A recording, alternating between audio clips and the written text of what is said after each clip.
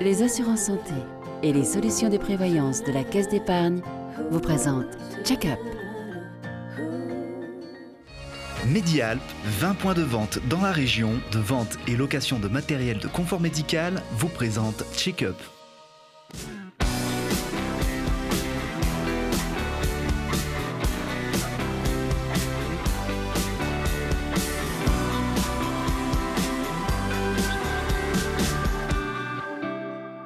Bonsoir à tous, bienvenue dans un nouveau numéro de Check-up, le magazine de la santé et de l'innovation de Télé Grenoble. Je suis ravie de retrouver à mes côtés Vincent Templard. Bonsoir Vincent. Bonsoir Marie-Caroline. Et vous êtes président de Medicalps et à ce titre notre spécialiste des entreprises de santé innovantes dans l'arc alpin. Et dans quelques minutes, nous nous intéresserons dans notre dossier aux maladies rares avec deux médecins du CHU Grenoble-Alpes qui viendront notamment nous parler de la COMAR, la commission maladies rares mise en place au début de l'été 2019. Mais on débute comme d'habitude avec un volet innovation.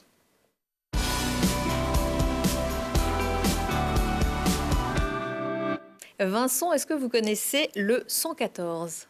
Oui, je connais le 114, Marie-Caroline. Alors pour tous ceux qui ne connaîtraient pas le 114, il s'agit d'un service qui permet aux personnes malentendantes de passer des appels d'urgence, des appels qui concernent la santé, mais pas uniquement, à l'autre bout du fil et de l'écran, des personnes capables de communiquer avec elles et de relayer leurs problèmes grâce à une technologie qui associe plusieurs techniques. Ce CNR 114 est basé au CHU Grenoble-Alpes. Explication avec Julie Ségala. 15, 17, 18, lorsqu'on est sourd ou malentendant, pas facile de contacter les services d'urgence. Qu'elles soient victimes ou témoins, depuis 2011, les personnes déficientes auditives peuvent composer le 114, un numéro national gratuit qui fonctionne 24 heures sur 24 et 7 jours sur 7. Bonjour, ici le 114, je vous écoute. Basé au CHU de Grenoble, le centre emploie une vingtaine d'agents de régulation, sourds et entendants, qui travaillent en binôme pour répondre à tous les besoins. On reçoit absolument tous les types d'urgences, que ce soit des urgences médicales, des urgences sécurité, des agressions, des cambriolages, des pannes sur autoroute, des personnes blessées, des enfants malades. On reçoit absolument tous les types d'urgences. Et les agents du 114 sont spécialement formés pour être capables de poser exactement les mêmes questions si c'est un appel police. Que poserait l'hôtel de police quand on fait le 17 ? Exactement les mêmes questions si c'est un appel santé. Que poserait un auxiliaire de régulation médicale sur un SAMU ? Exactement les mêmes questions. Que poserait un sapeur-pompier, etc. Cette plateforme multimédia est unique au monde et depuis février 2019, grâce au dispositif de conversation totale, elle relève un véritable défi puisque grâce à une technologie innovante, les appelants peuvent contacter le service par visiophonie, chat, SMS et fax, le tout en langue des signes et en français. Donc on reçoit des appels par webcam ou des appels SMS. Suivant la demande du requérant, on active la vidéo s'il le souhaite communiquer en langue des signes. Par exemple un cambriolage, imaginons. Donc je vais poser toutes les questions pour obtenir les informations utiles et je vais qualifier cet appel. Par exemple, je vais le qualifier là, en appel 17. Et donc je vais ensuite relayer le dossier à mon collègue entendant qui, lui, bien sûr, moi je ne peux pas, mais lui pourra téléphoner au service de secours, police ou gendarmerie, pour qu'une équipe puisse se déplacer, pour qu'il puisse y avoir une intervention au domicile de la personne. L'an dernier, la plateforme a reçu près de 15 000 appels d'urgence, un chiffre qui pourrait rapidement tripler. Sourds profonds, malentendants, personnes âgées, en France, 4 millions de personnes sont déficientes auditives et 450 000 seraient dans l'incapacité d'utiliser le téléphone. Et au-delà des personnes sourdes ou malentendantes, le 114 peut aussi permettre à toute personne en situation d'urgence ou ayant des difficultés à parler, même temporairement, d'alerter les secours, par exemple des femmes victimes de violences, des adolescents en danger ou lors d'un attentat ou d'un cambriolage.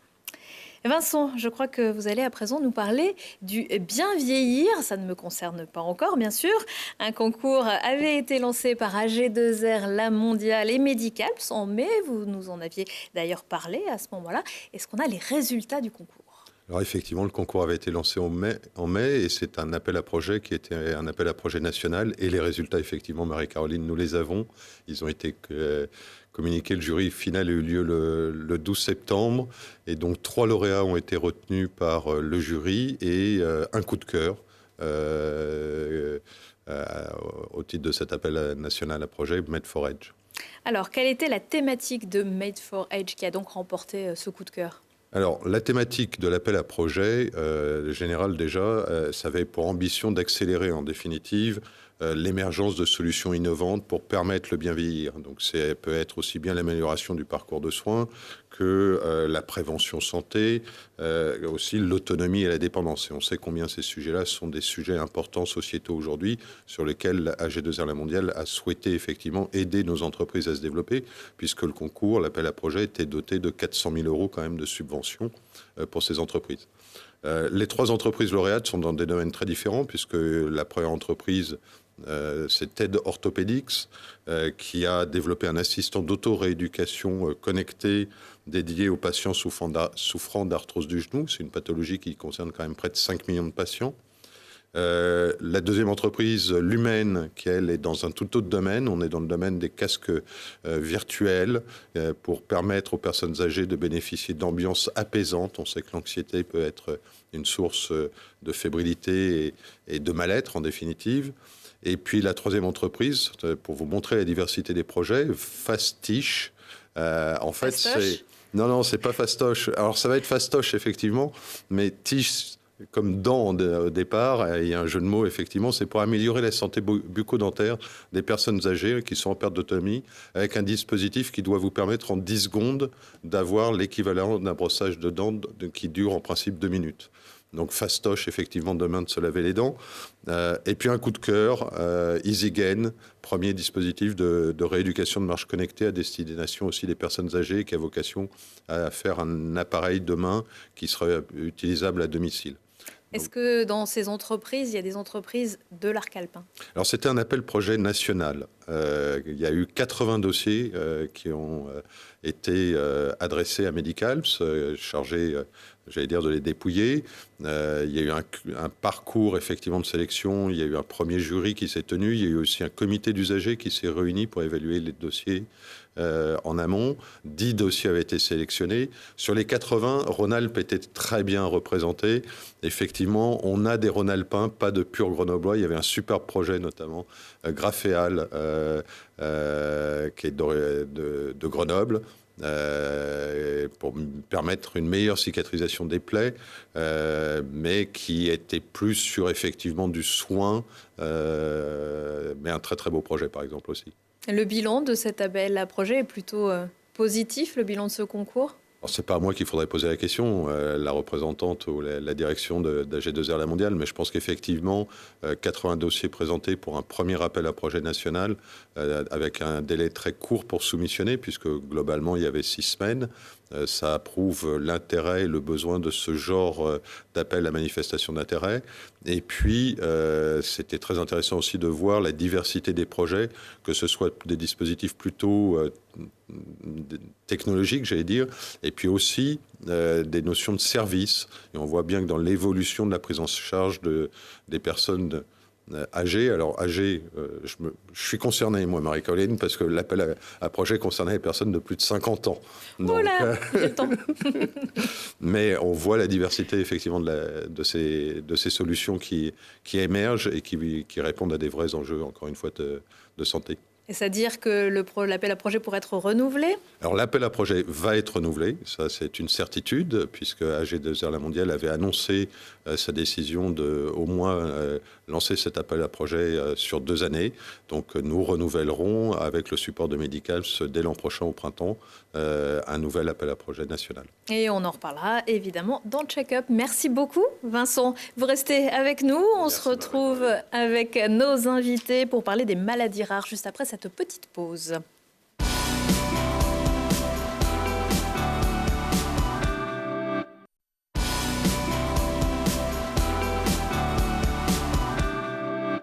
C'est le 3e groupe de maladies après les cancers et les maladies cardiovasculaires. Pourtant, leur prise en charge spécifique ne date que d'une quinzaine d'années.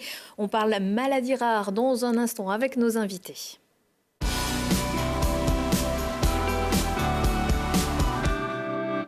Pendant la pause, nous avons donc rejoint le professeur Laurence Bouillet. Bonsoir. Bonsoir. Vous êtes professeure de médecine interne et coordinatrice de la COMAR, la commission maladies rares au CHU Grenoble-Alpes. On va expliquer ce que c'est dans quelques instants. À vos côtés, le docteur Guylaine Bourda-Michel. Bonsoir. Bonsoir. Et vous êtes, vous, un néphrologue pédiatrique, c'est pas facile à dire, hein. Toujours au CHU Grenoble-Alpes. On va commencer par une petite explication de texte. Professeur Bouillet, est-ce que vous pouvez nous expliquer comment on définit une maladie rare? C'est quoi? Alors une maladie rare, c'est une maladie qui touche moins d'une personne sur 2000. Donc c'est un chiffre. Après, derrière ça, c'est plus de 7000 maladies différentes qui peuvent toucher différents organes, qui peuvent être d'origine génétique pour une grande partie et donc avec un début souvent pédiatrique, mais ça peut être aussi des maladies acquises dans l'âge adulte. Est-ce que l'on sait combien de personnes sont atteintes? On estime à peu près entre 3 et 4 millions de personnes atteintes. En France. En France, c'est déjà pas mal. On entend aussi parler parfois de maladies orphelines. Est-ce que c'est la même chose? Ce n'est pas tout à fait la même chose. Une maladie orpheline est une maladie rare qui n'a pas de traitement. Donc normalement, vous avez un traitement, on ne doit plus parler de maladie orpheline. Est-ce qu'on peut dire qu'il y a eu un avant et un après 2005? Expliquez-nous pourquoi cette date est importante. C'est tout à fait important. Cette date est primordiale pour la prise en charge des maladies rares puisque c'est la date du premier plan maladies rares au niveau français. C'est une originalité européenne aussi, hein, puisque depuis les Européens nous ont d'autres pays imité. Donc ce plan maladie rare a permis de donner des moyens à la création de centres de référence, de centres de compétences sur ces maladies rares, donc de commencer à créer un réseau de médecins, de biologistes autour de ces maladies rares et de permettre un accueil des patients avec une volonté d'un accueil de proximité, d'où des centres qui ont été labellisés un peu partout en France.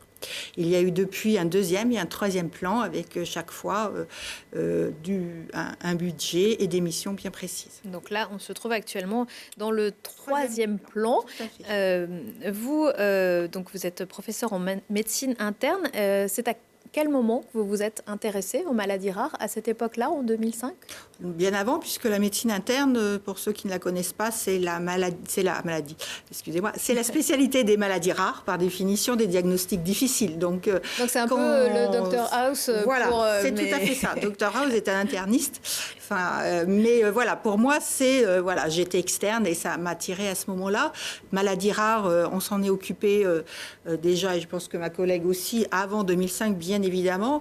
Mais c'est vrai que 2005 nous a permis enfin de pouvoir avoir des moyens et de pouvoir vraiment développer un parcours patient clair et d'apporter des thérapeutiques pour nos patients. C'est la même chose pour vous, docteur Bourda-Michel? Oui, tout à fait. En fait, moi, je m'occupe donc de néphrologie pédiatrique. Alors, je suis un peu la représentante ici de la pédiatrie en général, mais on a beaucoup de maladies rares. 80% de nos consultations de spécialité en pédiatrie sont des patients qui ont des maladies rares. Et en fait, on les connaissait depuis très longtemps. Le fait d'avoir fait des centres de référence et des centres de compétences permet aux patients de trouver plus facilement où ils peuvent aller pour se faire soigner. Et si je prends le cadre de la néphrologie pédiatrique, on a 4 centres de référence et tous les néphrologues pédiatres sont dans un centre de compétences lié au centre de référence. Donc en fait, on peut s'aider, demander des avis et les patients savent où ils peuvent se renseigner aussi. Parce que qui dit maladie rare dit peu de patients et du coup on a besoin de trouver un centre pour s'entraider, pour avoir des informations communes. Alors on a quand même beaucoup de patients, mais dans chaque pathologie, très peu de patients. Voilà. En fait, en néphrologie, par exemple, on peut avoir 500 maladies rares différentes et chacune ayant très peu de patients.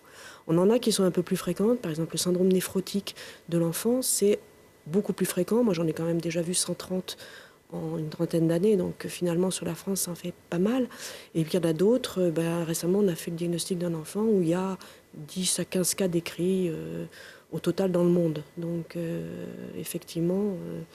là, et à ce moment-là, pour comparer, vous échangez entre médecins du monde entier? Comment Alors, ça se passe? on échange beaucoup entre médecins français et puis après entre médecins du monde entier grâce à des collègues qui en connaissent éventuellement d'autres. Ça peut permettre en tout cas d'essayer de faire des recoupements et d'aider le mieux possible les patients. Donc en 2017, dans le cadre de ce troisième plan, la création de la Comar du CHU Grenoble-Alpes. De qui se compose cette commission dont vous êtes la coordinatrice, Laurence Bouillet? Donc notre SUGA a la chance de disposer de beaucoup d'experts sur les maladies rares. On a 51 centres de compétences, on a 4 centres de référence. Et l'idée, c'était de se fédérer, de se réunir un petit peu de manière transversale pour réfléchir ensemble sur nos parcours patients, mais aussi sur nos besoins en recherche, nos besoins en éducation thérapeutique, nos besoins en soutien de psychologues, de rééducateurs pour tous nos patients en maladies rares. Parce que le principal problème, c'est que le plan maladies rares a donné du budget pour les centres de référence. Alors, maladie rare, c'est le plan maladies rares a donné du budget pour les centres de référence, mais pas pour les centres de compétences. Parce que la différence, c'est quoi? Le centre de référence doit avoir une certaine file active de patients, doit avoir un certain nombre de recherches mises en route, de publications, d'expertises reconnues sur le plan national et international. Un centre de compétences n'a pas les mêmes obligations, mais en contrepartie doit accueillir les patients et leur offrir aussi les mêmes soins qu'un centre de référence. Et en contrepartie, le centre de compétences n'a pas de moyens financiers. Donc l'idée, c'était de se réunir tous et de mutualiser un peu nos savoir-faire et nos moyens pour pouvoir que chaque centre et chaque maladie rare, finalement, puisse bénéficier des aides, que ce soit sur l'éducation thérapeutique, que ce soit sur la recherche, etc. Et quelles sont les missions de la Comar? Je dirais que la première mission, c'est déjà de faire connaître au sein déjà de notre communauté, mais aussi au sein de toute la région, de toutes les compétences qu'il y a au CHU de Grenoble, et d'aider les patients à s'orienter. Donc la première idée, c'est d'identifier toutes les compétences qu'on a, les répertorier et de créer un annuaire pour que facilement un patient puisse savoir si sa maladie rare peut être prise en charge au SUGA. Donc ça, c'est la première. Deuxième chose, c'est tout ce qui est traçabilité, identification de nos patients, de nos files actives, pour pouvoir après développer la recherche clinique. Comme le disait Guylaine, le problème, c'est qu'on a un patient pour une maladie rare, on a besoin de se réunir tous, plusieurs cas, pour pouvoir faire de la recherche clinique efficace. Donc vous, c'est ce que vous constatez également. J'imagine vous félicitez de cette création. Est-ce que vous avez déjà des exemples de collaboration avec vos collègues qui ont pu être... Tout à fait. Alors nous, ça nous a permis déjà de voir que finalement, on avait des centres de compétences en pédiatrie associés à des centres de compétences adultes avec des responsables qui soient soit pédiatriques, soit adultes, soit un pédiatrique, un adulte. Ça permet, nous, ce qu'on souhaiterait effectivement, c'est du côté pédiatrique pouvoir avoir un peu plus d'éducation thérapeutique qu'on n'a pas, peut-être en se liant entre différents centres de compétences pédiatriques, mais qui ont des spécificités un peu équivalentes. Par exemple, on a pas mal de patients qui ont des maladies auto-immunes, qu'elles soient rhumatologiques, qu'elles soient hématologiques, qu'elles soient gastro ou néphrologiques. Les patients se retrouvent avec les mêmes traitements immunosuppresseurs et ces traitements-là, on a besoin de les expliquer aux parents, de leur faire comprendre les risques, ce qu'il faut qu'ils fassent de façon importante, quand est-ce qu'ils doivent consulter, quand est-ce qu'ils n'ont pas forcément besoin de consulter. Et on aurait besoin effectivement de puéricultrices, de diététiciens, pas pour chaque centre de compétences pédiatriques, mais un petit peu en liaison. Puis ça nous permet aussi de rencontrer finalement nos collègues adultes qui font des pathologies un peu équivalentes aux nôtres, et puis qui vont suivre aussi nos enfants, que nous, on va passer à un moment, à 18, 19 ou 20 ans, hein, des fois on prolonge un petit peu chez nos collègues adultes, et c'est vrai que c'est intéressant. Est-ce que la Comar a aussi un rôle peut-être auprès des médecins généralistes ou des pédiatres de ville, qui sont peut-être les premiers à rencontrer la maladie rare, le patient atteint de maladie rare? C'est l'idée, c'est vraiment que cet annuaire, il y aura normalement un accès pour les patients et un accès pour les professionnels de ville, pour un accès à un mail ou un téléphone direct, pour qu'il y ait vraiment une fenêtre ouverte sur le CHU, sur le plan de ce réseau maladies rares.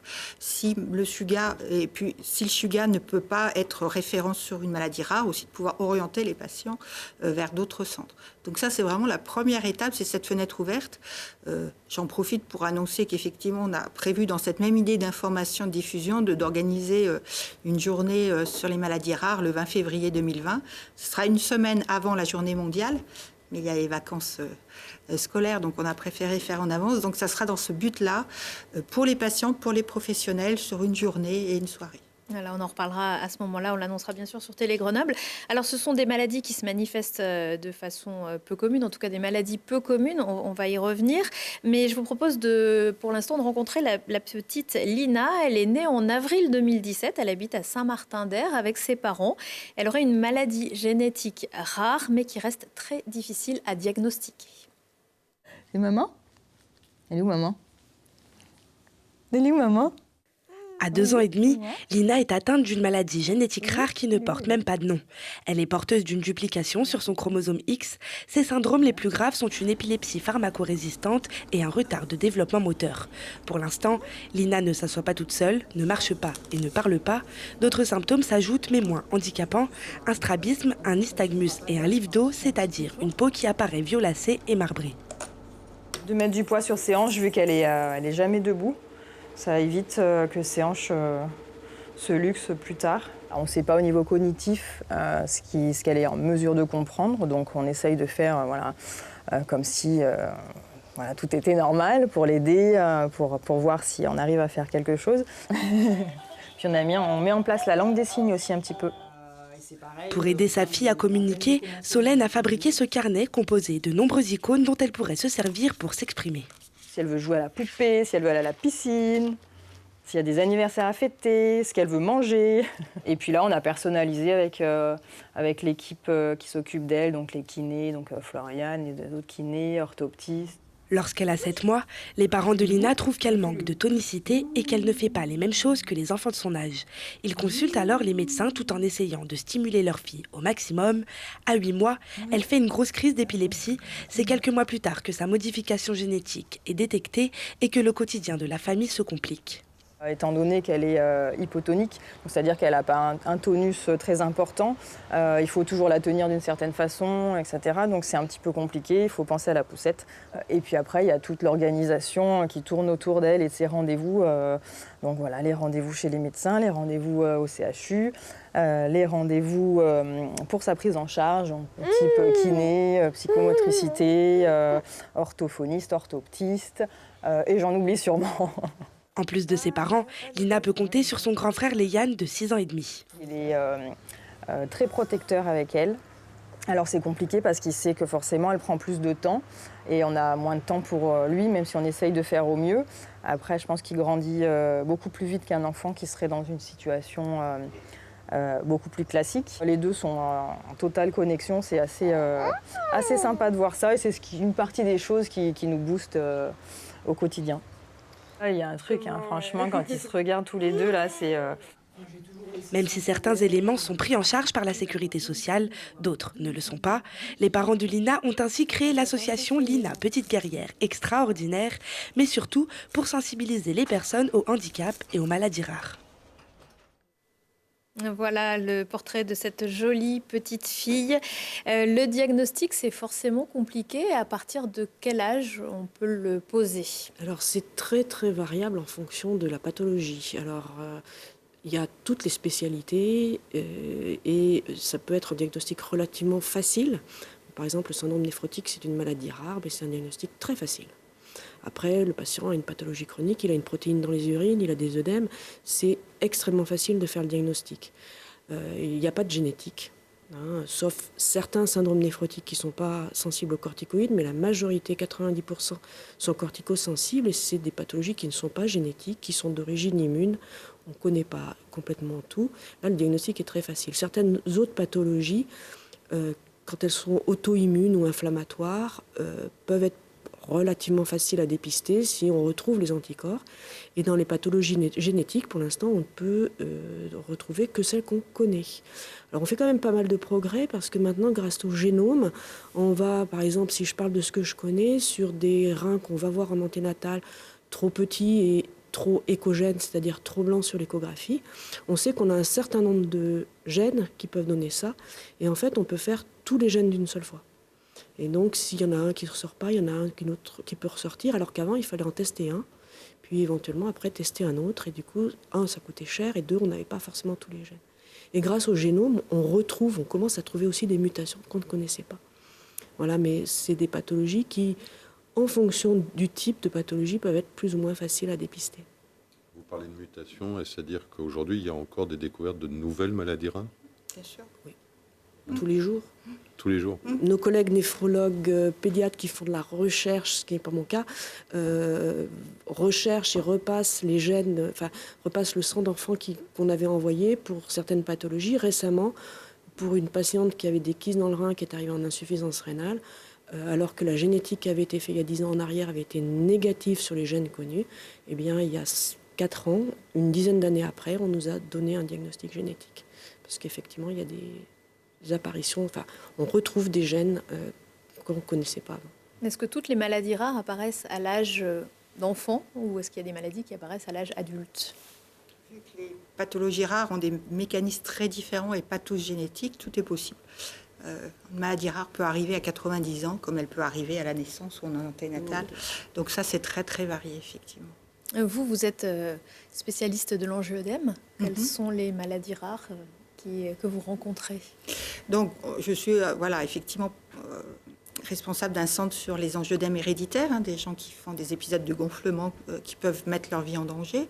Mais de fait de ma spécialité, je rencontre aussi beaucoup d'autres pathologies diverses, pathologies auto-immunes comme un lupus, des vascularites, des maladies génétiques, des cytopathies mitochondriales. Après, on aime bien toujours, dans ces maladies rares, mettre des noms toujours un peu compliqués. Beaucoup de noms propres, puisque souvent, c'est celui qui a découvert la pathologie qui va laisser son nom. Voilà, beaucoup de pathologies. Je dirais que les consultations en médecine interne, c'est... chaque patient une maladie différente, donc c'est très intéressant. Et en même temps, il faut être très vigilant parce que, effectivement, pour répondre aussi à votre question, on continue, même chez l'adulte, à découvrir de nouvelles maladies rares. Je pense qu'à l'avenir, avec entre autres le NGS, donc cette façon de pouvoir maintenant séquencer le génome en très peu de temps, on va sans doute voir l'apparition de nouvelles maladies et peut-être de mieux comprendre certains symptômes ou certains patients qui n'avaient pas le diagnostic, qui pouvaient être...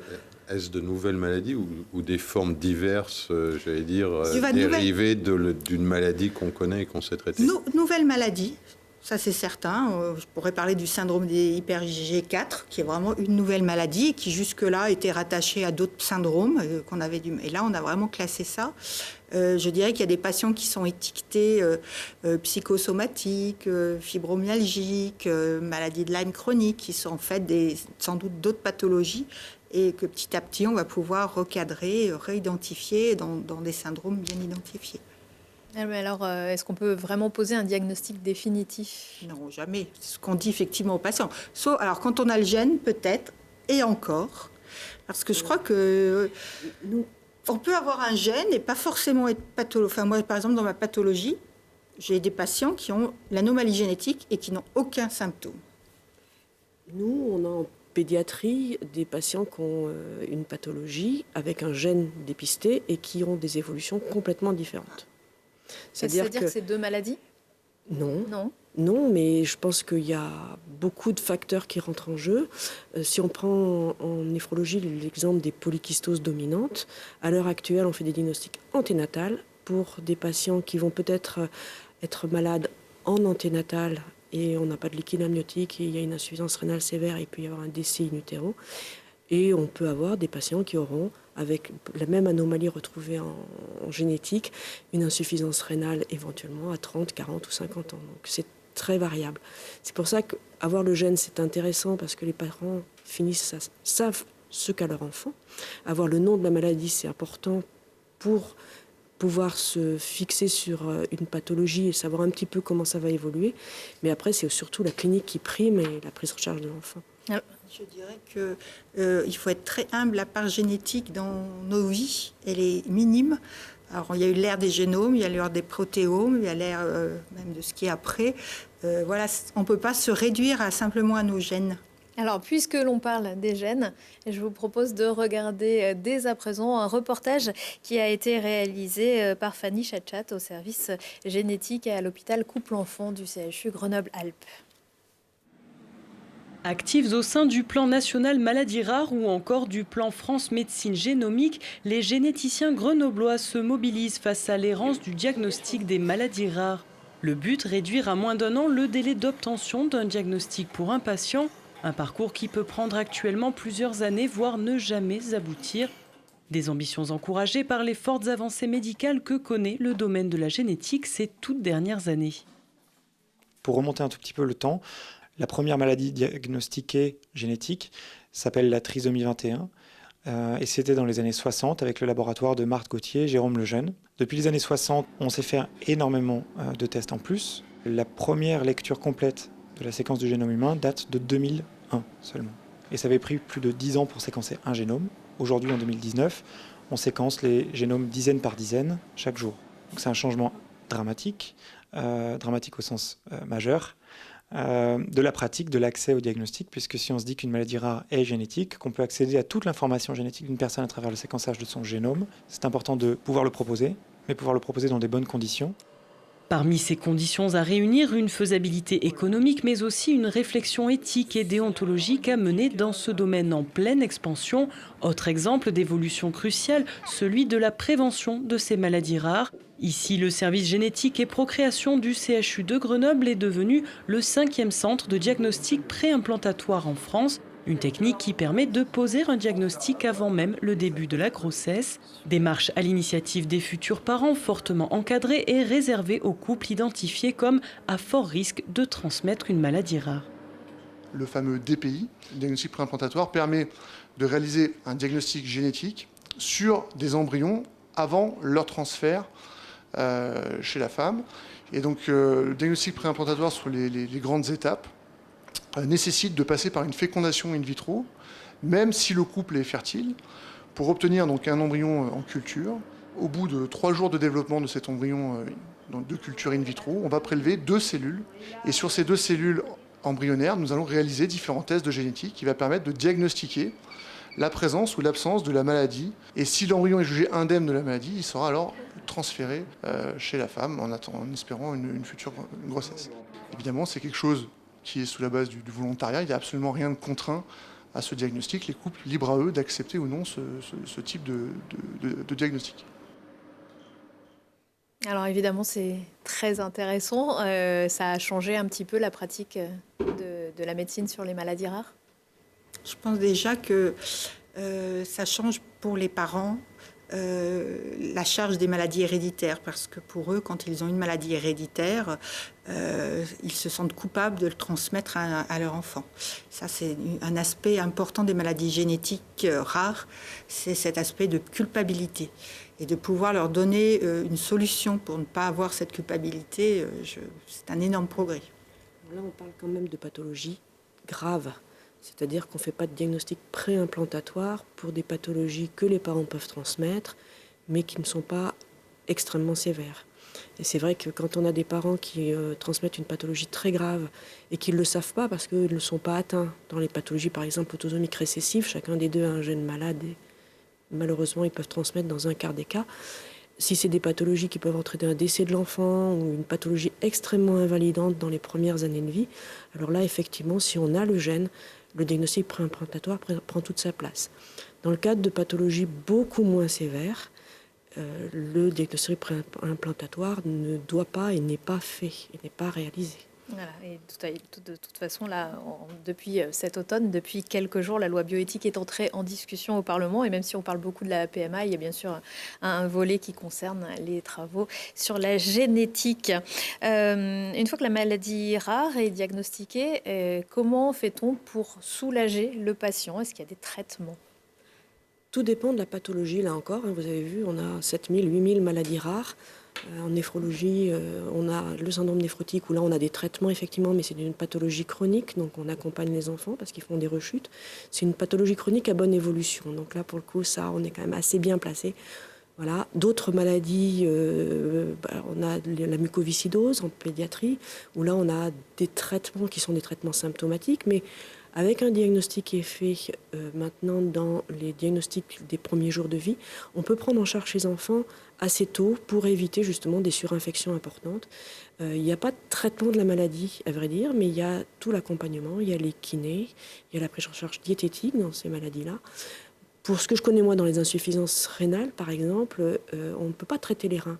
Si l'enfant est né avec des petits reins qui ne fonctionnent pas bien, il y aura une évolution vers une insuffisance rénale, mais notre rôle est que cet enfant arrive à l'âge adulte avec, si possible, le moins d'hospitalisation possible, une scolarité la plus normale possible, une vie la plus normale possible, et nos médicaments sont là pour combler ce que le rein ne fait pas. Alors, 7000 maladies différentes, est-ce que c'est rentable pour les laboratoires pharmaceutiques de créer des médicaments? Est-ce qu'ils jouent le jeu? Dans le cas de plan maladies rares, il y a eu effectivement un plan pour la recherche pharmaceutique avec entre autres un plan médicaments orphelins avec l'obtention d'un brevet qui va durer plus longtemps et puis diverses aides, entre autres pour la réalisation des essais cliniques.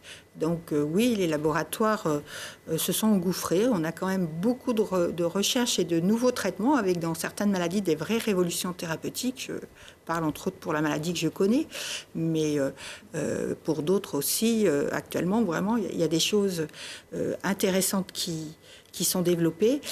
Je dirais que le frein principal va être le prix de ces thérapeutiques qui sont souvent excessivement chers. Vous pouvez nous donner un ordre d'idée? Ça peut être de 150 000 € à l'année, voire plus, donc très cher. Donc la question va être, est-ce que notre système de santé va pouvoir continuer à permettre l'accès gratuit à tout le monde à ces thérapeutiques? C'est une vraie question sociétale.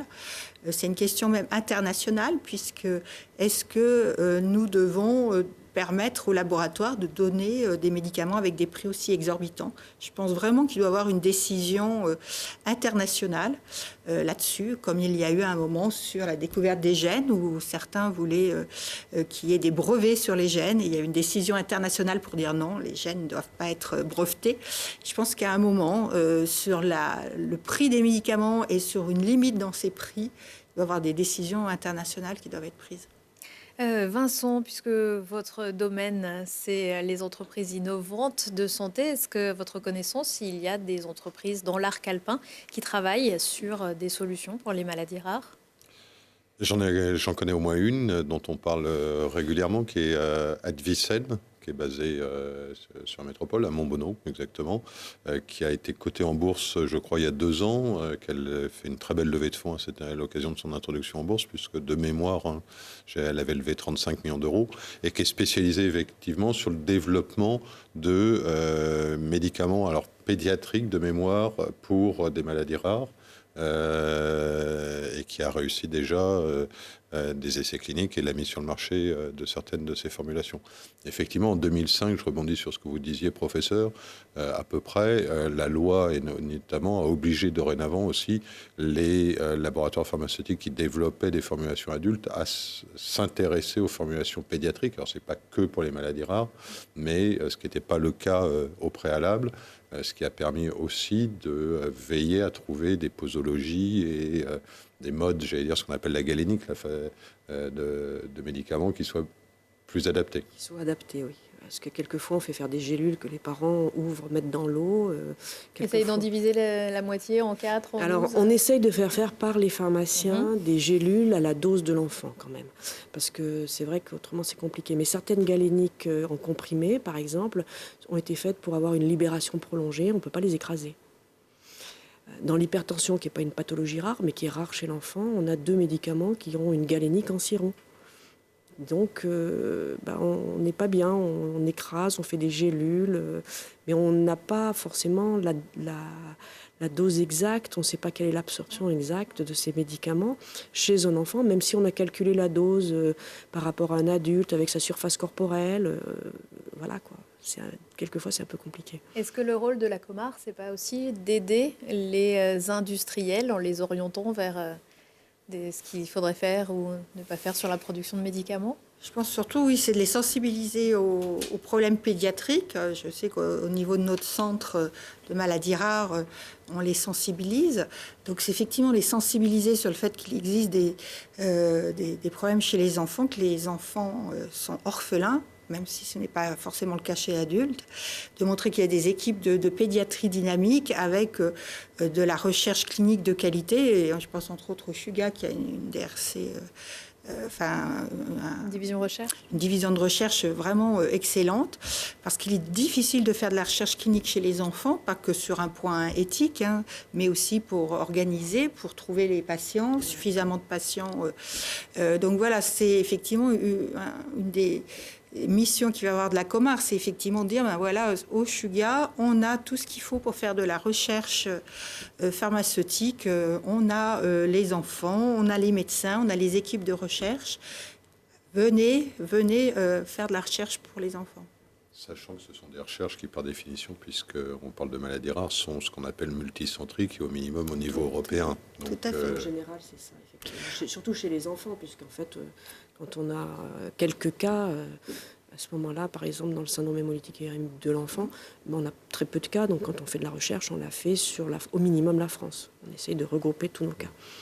Merci beaucoup. On va clore cette émission sur cette question. Merci à toutes les deux pour vos explications. Merci Vincent également pour votre expertise. On se retrouve très prochainement dans un nouveau numéro de Check-up. En attendant, portez-vous bien.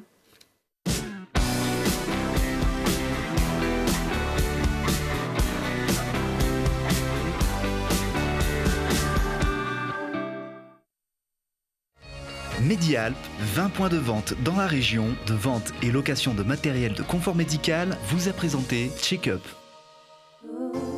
Les assurances santé et les solutions de prévoyance de la Caisse d'épargne vous ont présenté Check-up.